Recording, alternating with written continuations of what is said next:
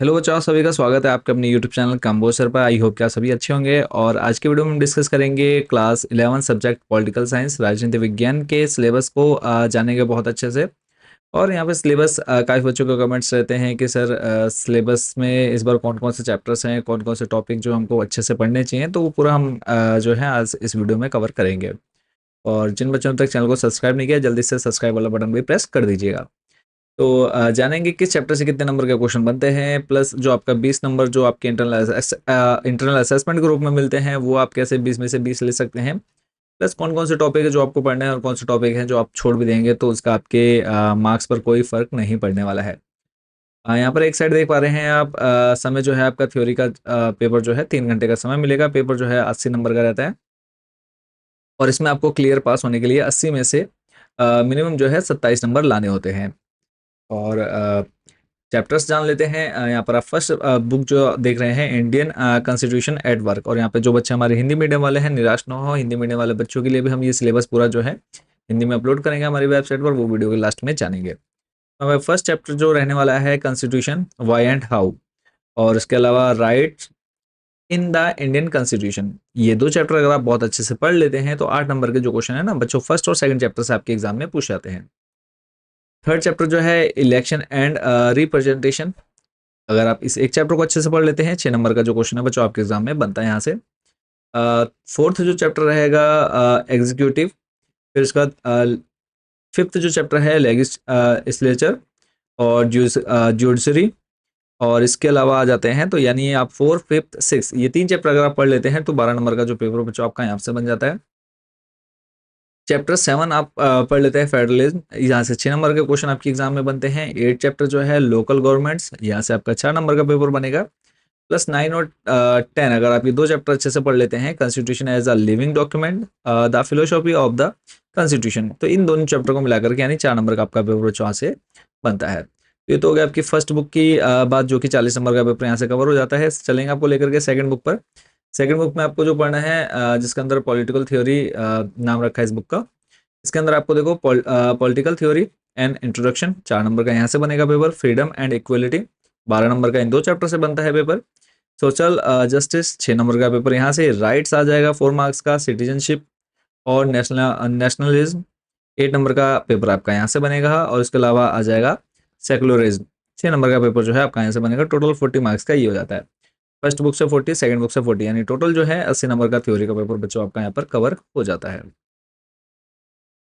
Course जो content है यहाँ पे अभी आपने चैप्टर्स नेम देखे, अब उन चैप्टर्स के अंदर कौन कौन से टॉपिक हैं जो आपको बच्चों काफ़ी अच्छे से पढ़ने हैं, तो पूरा डिटेल में यहाँ पे आपको दे रखा है। डाउनलोड कैसे करना है वो भी मैं आपको वीडियो की लास्ट में बता दूंगा। तो यहाँ पे फर्स्ट चैप्टर जो है कॉन्स्टिट्यूशन वाई एंड हाउ के अंदर आप देख रहे हैं टोटल जो सेक्शन बनाए गए हैं, 4 सेक्शन बनाए गए हैं, जिसके अंदर आपको यहाँ पर पूरे कंप्लीटली टॉपिक दे दिए गए हैं।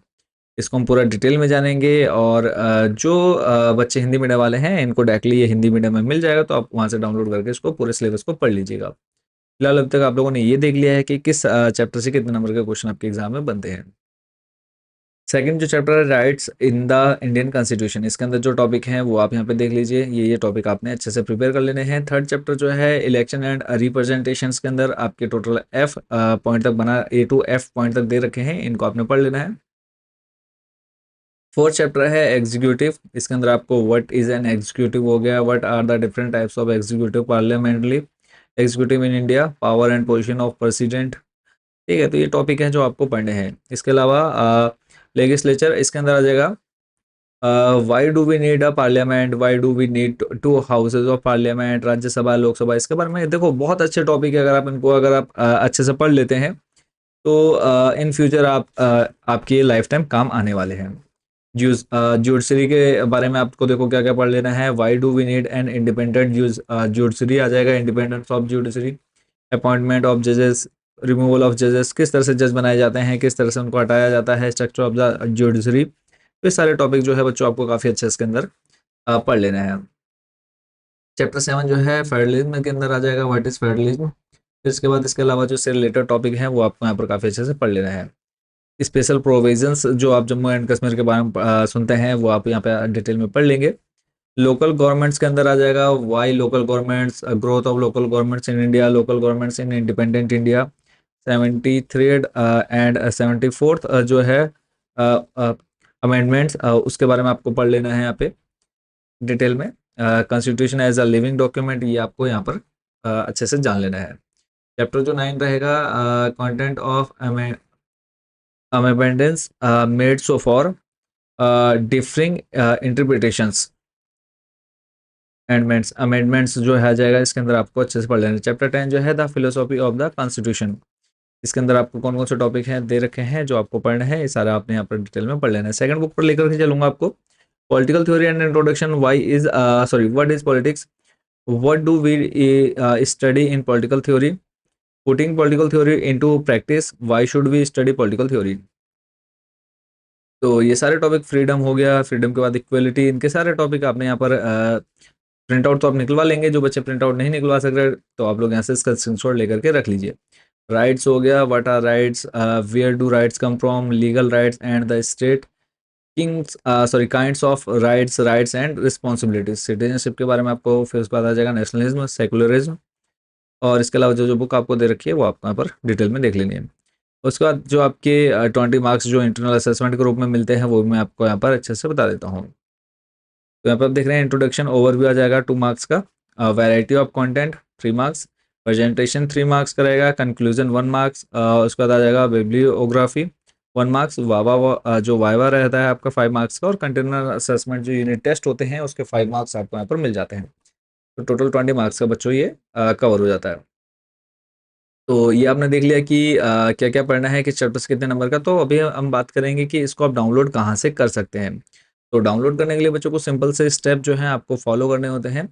इसके लिए आपने गूगल पे जाना है, सर्च करना है कंपोजर, सर्च करते ही आपके सामने हमारी ऑफिशियल वेबसाइट आ जाती है कंपोजर होम करके, आपने इस पर क्लिक कर लेना है।